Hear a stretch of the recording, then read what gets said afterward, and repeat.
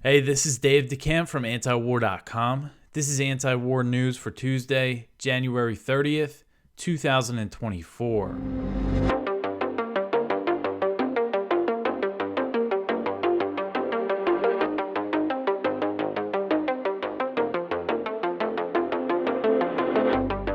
All right, the first story at the top of antiwar.com today. The Pentagon says it has no evidence Iran was behind the drone attack in Jordan, but that doesn't stop them from blaming Iran.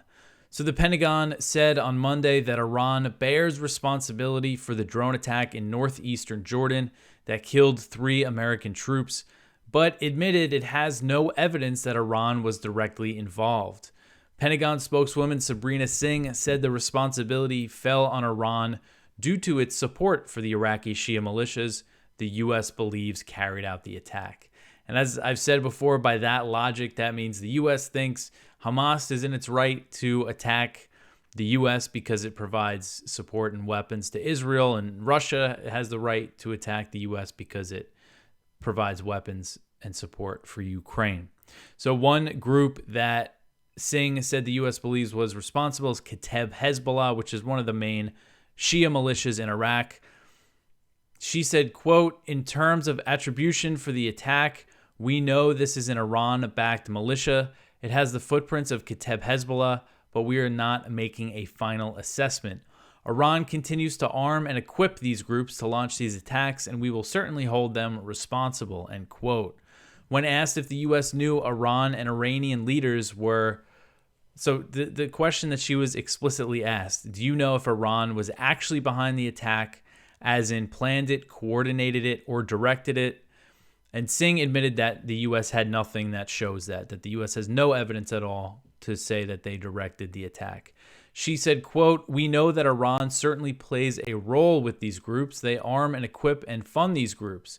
I don't have more to share on terms of an intelligence assessment on its leaders in Iran were directing this attack," end quote. She was again asked about the claim that Iran was behind the attack and said that the U.S. just knows that Iran funds the groups and that she had nothing more to add.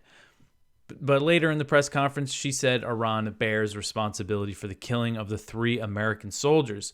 Also on Monday, the New York Times reported that U.S. intelligence officials have no evidence Iran had advanced knowledge of the attack. The report reads, quote, "American intelligence officials say that while Iran provides weapons, funding, and sometimes intelligence to its proxy groups, there is no evidence that it calls the shots, meaning it may not have known in advance about the attack in Jordan," end quote. And this isn't just this attack in Jordan that they're talking about. This is also the 160 attacks the Pentagon has said that has happened in Iraq and Syria since mid-October. Through all this time, they still say they don't know if Iran is directing these attacks. So Iran, for their part, they're strongly denying that they were behind this attack and say that the resistance factions were targeting the U.S. forces on their own. We'll get more into that in the next story. But these comments from Singh, they come as President Biden is mulling what his response will be to the killing of the 3 American troops. He's under pressure to bomb Iran from the hawks in Congress. I think there's basically 3 options. They target the Shia militias again in Iraq or Syria. I think this time it would be much more intense, maybe not just one round of airstrikes, maybe a few, maybe kind of more of a sustained thing. The second option, I think they would target Iranian IRGC members in Syria or in Iraq. Or the third is that they would directly attack Iran. Unless they decide to go in some with an Israeli method, which would be like a covert attack inside Iran that they don't officially take credit for. Maybe that's possible too. If I were a betting man, I would say they're going to target Iranians in Syria or Iraq. And then who knows, that could really escalate things. But that's just my guess. Only time will tell what the response is here. And one of the reasons why the Pentagon is so lazy about this, that they're not even trying to fake evidence, because you know that they're not afraid to do that, is just because of the atmosphere. Most of the reporters that they talk to are like furious that they haven't bombed Iran yet. And most people in Congress are super hawkish on this. I saw, I believe it was John Kirby, the National Security Council spokesman. He was on CBS News talking to some CBS guy. I never saw him before. And the guy seemed so upset that the U.S. hadn't attacked Iran yet. I mean, it was really unbelievable. So, that's why they don't think they even need an excuse. If they want to bomb Iran, they're going to do it. All right. So the next one here, Iran denies role in drone attack that killed 3 U.S. troops. So Iran came out with a official denial of this. And again, they say that these resistance factions are targeting the U.S. because of the U.S.-backed Israeli massacre in Gaza, not because Iran is directing them. So this is the Iranian Foreign Ministry spokesman. He said, quote, "As we have clearly stated before, the resistance groups in the region are responding to the war crimes and genocide of the child-killing Zionist regime, and they do not take orders from the Islamic Republic of Iran. These groups decide and act based on their own principles and priorities as well as the interests of their country and people," end quote. So I remember back in 2020 at the end of the Trump administration, Israel, it seemed like, was really trying to provoke something with Iran while Trump was still in office. They killed Mohsen Fakhrizadeh, who was an Iranian scientist. They assassinated him inside Iran. Israel really stepped up its airstrikes in Syria. And at the time, there were some rocket attacks on U.S. bases in Iraq coming from these Iraqi Shia militias. And Iran at the time, according to the reports I was reading, was urging them to show restraint, telling them, to cool it. And they didn't listen to them. The attacks, were pretty frequent. So that's something I always think of when they discuss these militias, whether or not they will act independently or not. I think it's clear that they do and they can.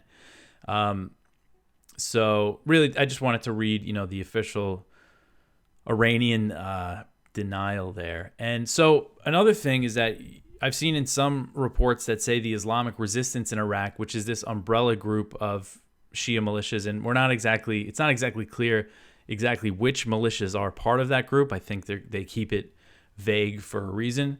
I saw reports say that they took credit for the attack in Jordan, and that's not what I've seen. I've seen them take credit for attacks on the Syrian border around the same time in Syria. Now, we know that Jordan initially said this attack happened in Syria on the other side of the border at the Al-Tanf garrison, not at this base called Tower 22 that is located in Jordan. I'll get more into that in the next one. But so far, the only claim that I've seen from this Islamic resistance in Iraq is that they targeted U.S. troops. And I didn't say them explicitly take credit for killing 3 American troops. All right, so the next one here. Report says that the drone that hit the U.S. base in Jordan followed a U.S. drone. So U.S. officials told AP on Monday, and this was reported by several media outlets, that a one-way attack drone, and it was just one drone, they're saying, that killed 3 U.S. troops in northeast Jordan may have followed an American drone into the U.S. base. The official said that because of the timing, U.S. forces may have thought the enemy drone was an American one and didn't try to shoot it down. The U.S. does not have large air defense systems at this small outpost in Jordan on the Syrian border, which is known as Tower 22, but it does have counter-drone systems. U.S. officials said the drone hit a trailer where troops sleep, killing 3 and wounding more than 40 now. That's the number of wounded is at 40. And the 3 slain soldiers were members of the U.S. Army Reserves. They were identified by the Pentagon. Sergeant William Jerome Rivers, 46-year-old from Georgia. Specialist Kennedy Ladone Sanders, 24-year-old, also from Georgia. And Specialist Brianna Alexandria Mofet, 23, also Georgia. Karine Jean-Pierre, the White House press secretary, came under very heavy criticism because she said something pretty stupid. She said that these 3 American soldiers died fighting on behalf of the administration, of the Biden administration, rather than the country, rather than the U.S. She said that they died fighting on behalf of the administration, which is just it's just a stupid thing for a White House spokesperson to say. So this base, Tower 22, there's not much that's known about it. It's a very secretive base. U.S. officials say that it houses 350 troops, and it supports the U.S. occupation, the illegal occupation of eastern Syria, as it is about 12 miles across the border from the Al-Tanf garrison, which is one of the main U.S. bases in Syria. So Jordan initially denied that the attack targeted its territory and said that it happened at Al-Tanf, but Jordan later put out a statement acknowledging the incident occurred on an outpost close to the Syrian border, so just within the Jordanian border. And according to reports that I've read, and again, I didn't know about this specific base, I knew the U.S. had bases in this area, that this is a secretive base. The Jordanian government does not officially acknowledge its existence.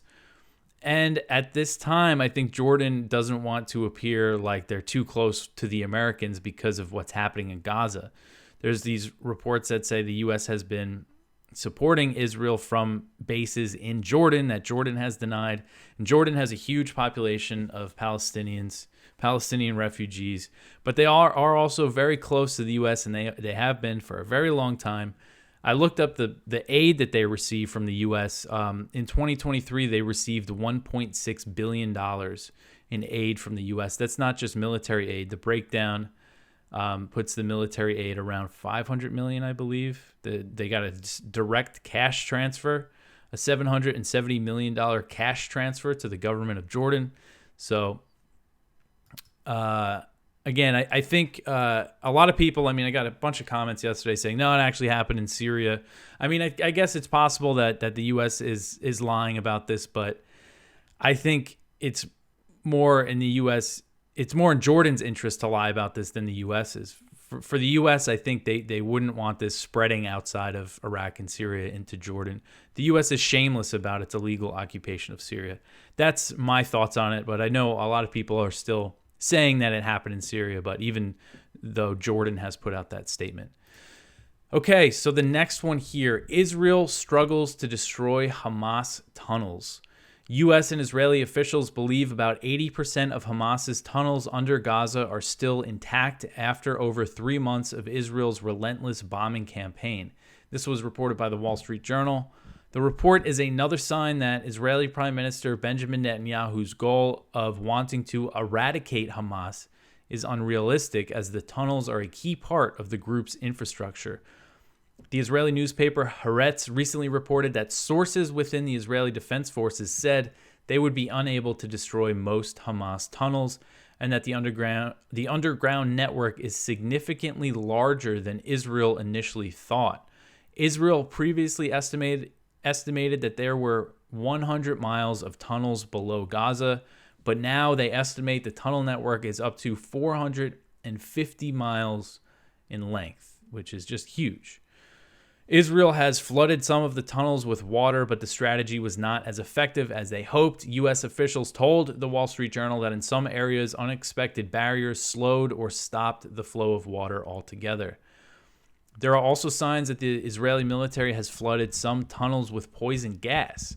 The bodies of 3 Israeli hostages were found in Hamas tunnels by the Israeli military, and the mother of one of the victims alleged they were killed by Israeli forces pumping poison gas, citing a toxicology report.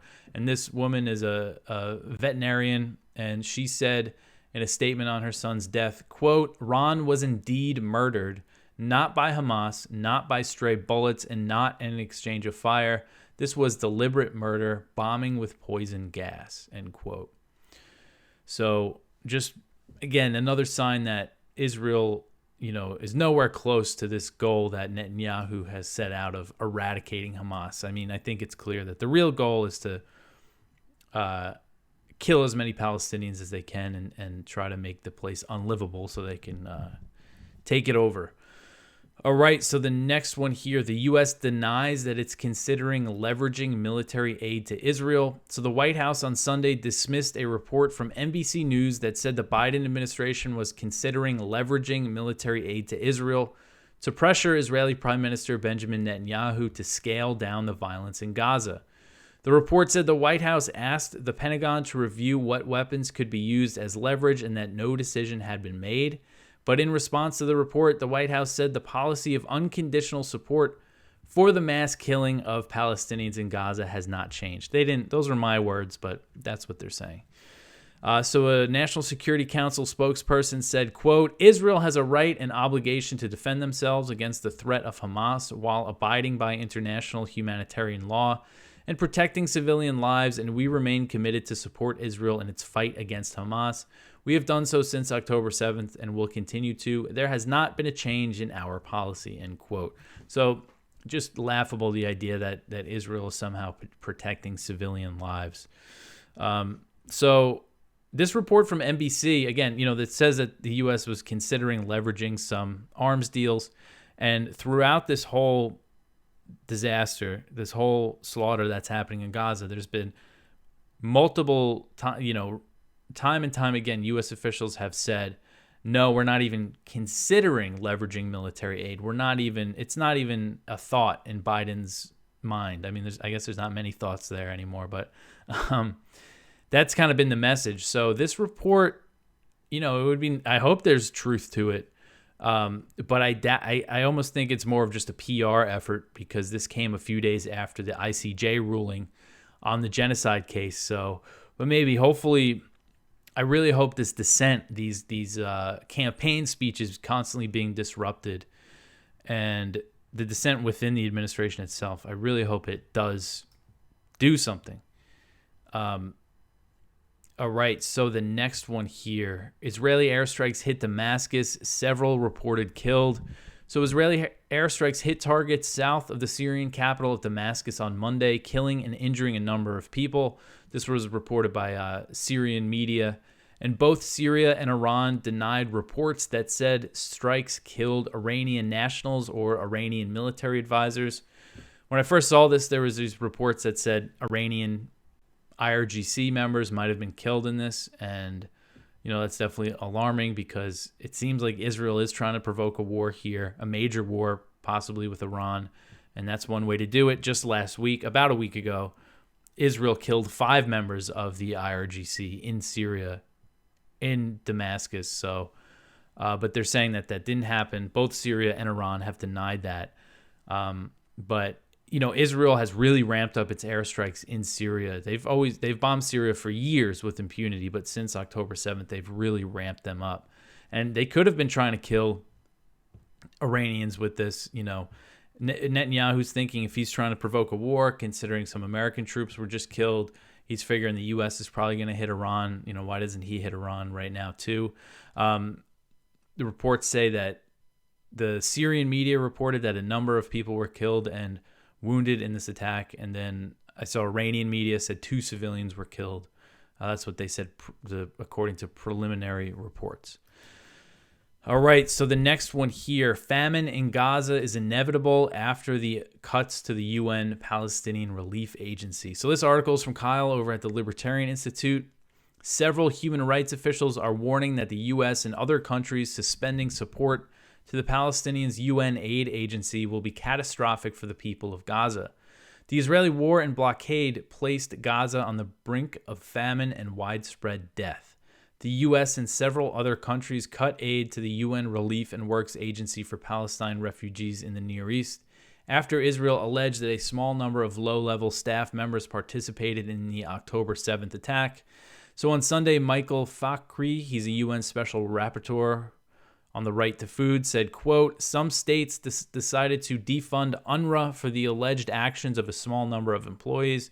This collectively punishes 2.2 million Palestinians. Famine was imminent. Famine is now inevitable, end quote. And I saw a chart, I think it was on Al Jazeera or something, of the donors to UNWRA, and the U.S. made up almost half of the funding for it, and so they cut that out. And the UK and other countries have also suspended the funding to UNWRA over these Israeli claims. And this, again, was right after the ICJ ruling on the genocide case. All right, so the next one here. 2 brothers shot by Israel in Khan Younis, white flag ignored. So this is a really horrific story from one family who lived in Khan Younis, or just outside of the city. And they were there, and Israel dropped leaflets, evacuation leaflets, where they lived, and they kind of deliberated, should we listen? Should we try to go? And then the family decided to leave. And as they were getting ready, a 13-year-old went out first with a white flag. They thought there's no way they're going to shoot at this child. And they did. It says that they shot and killed the 13-year-old multiple times. And then his 20-year-old brother went out to try to help him, and he was also shot and killed. I covered that report. It was I forget the name of it, a British TV channel that had the footage of Palestinians walking with a white flag with their hands up and getting shot at, and one being killed. And that's just what we saw. I just bet there's so many cases like this of Israeli snipers just killing unarmed Palestinians and waving white flags. The Israeli hostages that they shot and killed were waving a white flag and didn't have any clothes on. I think we're naked from the waist up. So I bet there's just so many stories like this. All right, so the next one here. Biden is working to prevent possible Trump cuts to Ukraine. So this is another one from Kyle at the Libertarian Institute. It says that President Biden is working on a document that would promise military assistance to Ukraine for the next decade. The White House hopes to get congressional approval and prevent Donald Trump from changing course in Ukraine if he is elected. And this could, they're trying to handcuff any future president. With the commitment to Kiev, Biden is seeking President Zelensky to adopt a defensive position and abandon aspirations to retake territory. The Washington Post reports that the White House is working with the State Department to compile a document that will pledge short and long-term military assistance to Ukraine. The administration will seek congressional buy-in, and a portion of the policy will be included in that $61 billion for Ukraine that Biden's still trying to get Congress to approve. The Republicans still haven't agreed on a border deal yet. And the types of things in this document, they say the specific promises and programs that will help protect, reconstitute, and expand Ukraine's industrial and export base, and assist the country with political reforms needed for full integration into Western institutions. And a U.S. official said that the hope is that the long-term promise will also future-proof aid for Ukraine against the possibility that former President Trump wins his re-election bid. So they just want to make sure that they can keep supporting Ukraine for years and years and years to come. All right, so the last story here, another one from Kyle Anzalone. He's been a busy man lately. North Korea tests cruise missiles and blasts U.S. war games, so tensions are still very high on the Korean Peninsula. North Korea slammed the U.S. and South Korea for inching the peninsula toward the brink of war with a series of war games. After Pyongyang issued the statement, North Korea test-fired several cruise missiles. So in a statement published by North Korea's state media, Pyongyang warned Washington and Seoul of ruthless punishment if war broke out, and the statement highlighted 5 military drills between the U.S., South Korea, and Japan conducted this month. So Japan's been getting in on the action here. North Korea argued that war games involving strategic weapon systems were highly provocative. The statement said, quote, "The current situation in which frantic nuclear war drills are being staged against the DPRK from the outset of the new year requires the DPRK to be fully prepared for a war and thoroughly deter the U.S. and its stooges' invasion with overwhelming power. We showed on various occasions that our cutting-edge military hardware are not for demonstration and legalized the Korean-style nuclear doctrine on the use of nuclear forces long ago," end quote. And North Korea also conducted a missile test on Sunday. So these things, this is just an area that so few people are really aware of, how bad the tensions are right now. But it seems to just be escalating and escalating. All right, that's it for the news for today. Please go check out our Viewpoints. One from Daniel McAdams from the Ron Paul Institute. A Biden doctrine: if it's broke, don't fix it. So this is about Biden's genius Yemen strategy, admitting that the strikes are not working to deter the Houthis, but let's keep doing them anyway. One from Ted Snyder, responding is not a foreign policy. One from Norman Solomon, smearing ceasefire protesters. Pelosi combines devotion to Israel with Cold War mania. One from Tom Mannion, New Hampshire, we won't send our soldiers to unauthorized wars. And that's talking about the Defend the Guard Act that was recently passed in the New Hampshire House. The Senate is next. But that is a really great way. If you want to get involved in anti-war activism, get involved with Defend the Guard. It's a law they're trying to pass at the state level that would prohibit the states. It would prohibit the federal government from deploying the state's National Guard to a war zone if Congress has not formally declared war, which they have not done in a very long time. And the spotlight is from Lori Calhoun, The Meaning of Finish 'Em Off. So please go check all of that out.